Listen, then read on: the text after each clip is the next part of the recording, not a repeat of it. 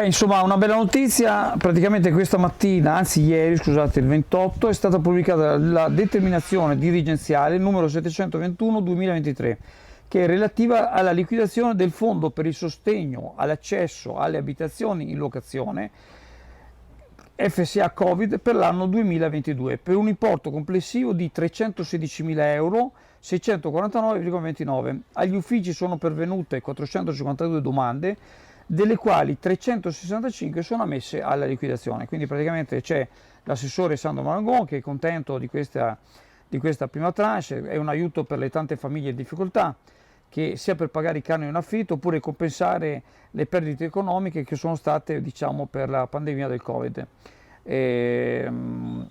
Per gestire tutto questo, i servizi sociali hanno investito 30.500 euro di proprie risorse, perché per fare tutte queste cose non è che si fanno da sole, ci vuole tempo, persone che si impegnano e ci sono dei costi.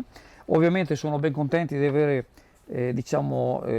avuto questa spesa, ma in cambio si riesce a fare tutto questo. Conclude anche il sindaco Mauro Melao: una delle nostre prime missioni è proprio quella di aiutare le famiglie in difficoltà. Un sostegno economico per gli affitti è fondamentale per dare respiro a tante persone che hanno perso il lavoro o che vivono con solo stipendio. Purtroppo non riusciamo a dare giuste risposte a causa dell'emergenza abitativa, non ci sono disposizione di abitazione, non ci sono disponibilità di abitazioni private. E quindi il sindaco si augura che ci sia solidarietà in città, che si pensi alle persone meno fortunate di noi, alle famiglie più svantaggiate che cercano un'abitazione dignitosa. Passa all'Indiga a trascorrere una pausa in relax e vista mare.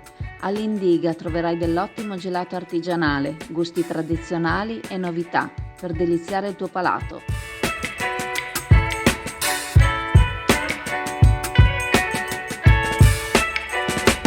Indiga a Sottomarina ti aspetta.